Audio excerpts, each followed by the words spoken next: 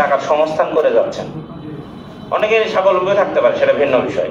বেশিরভাগের ক্ষেত্রেই জোগাড় যন্ত্র করে, এই জোগাড় যন্ত্রের ইয়ে তো শেষ করতেই হবে। এর বাইরে আবার এমন একটা অবস্থা তৈরি করতে হবে যেন আপনার জীবনটা চলে যায়, আপনার সন্তানরা মানুষ হয়, এইভাবে কিন্তু চিন্তা করতে হবে। কষ্ট হলেও এটা মেনে নিতে হবে। দক্ষিণবঙ্গের লোক পাইলে, মুন্সিগঞ্জ বিক্রমপুরের লোক যদি পারে, নোয়াখালীর লোক যদি পারে, মাদারীপুর শিবচরের লোক যদি পারে, এখানে রানীনগর আর আপনার লোক কেন পারবে না?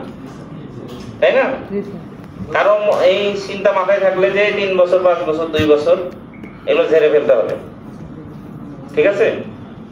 যদি কারো একবারে না পারেন সেটা ভিন্ন বিষয়, কিন্তু আমি এটাতেই বলতে যাচ্ছি যে টার্গেটটা সেরকম হলে ভালো। ওসব মন থেকে মুছে ফেলতে হবে। হ্যাঁ, যতদিন করতে পারবেন। আমার শ্বশুরবাড়ির এলাকায় এইরকম, ওখানে মসজিদে গেলে সব বৃদ্ধ মানুষ, মানে ইয়াং ছেলেপেলে যে কয়জনকে পাবেন ওরা ছুটিতে আসছে, তারা ছুটিতে আসছে। ওখানে কিন্তু কোনো আপনার ইয়াকে পাবেন না,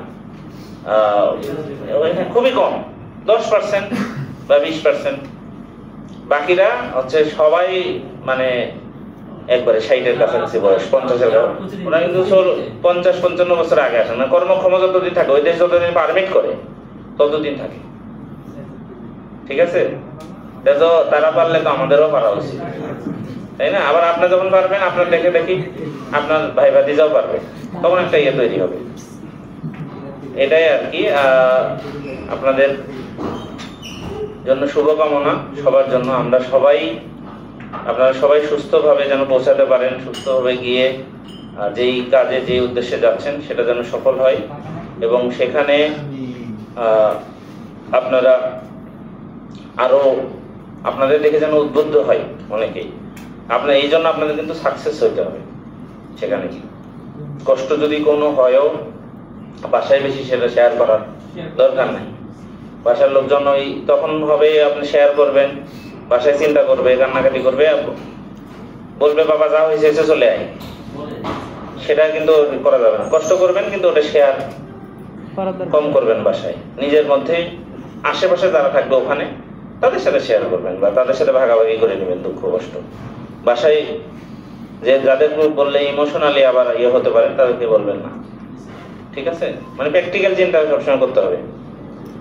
আর কোনো সমস্যা হলে যেগুলো ওনারা যেভাবে শিখায়, বা ওখানে এম্বাসি আছে, বা যেভাবে করলে ভালো হয়, যারা অভিজ্ঞ আছে তাদের হেল্প নেবেন, নিয়ে কাজ করবেন।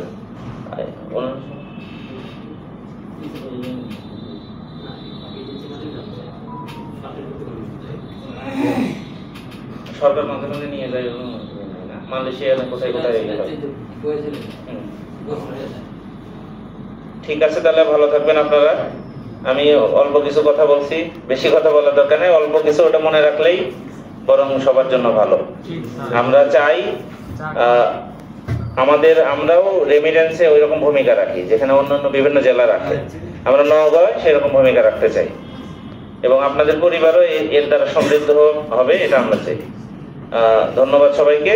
কোনো ধরনের সমস্যা হলে উপজেলা প্রশাসন আছে, ইউনো আছে, ফোন দিতে পারবেন, আসতে পারবেন। আমাদের দরজা সবার জন্য সবসময় খোলা। ধন্যবাদ সবাইকে, আবারও শুভকামনা জানাচ্ছি। আসসালামু আলাইকুম। ধন্যবাদ স্যারকে, অনেক কষ্ট করে আমাদের মাঝে কিছু উপদেশ দিলেন। আজকে আর সময় নষ্ট করব না, কেন 4টা থেকে আমাদের একটা প্রোগ্রাম আছে। আপনাদের আজকে তাহলে ছুটি, চলে যান। ঠিক আছে? দোয়া করেন স্যার, আমাদের কাছে পাবেন।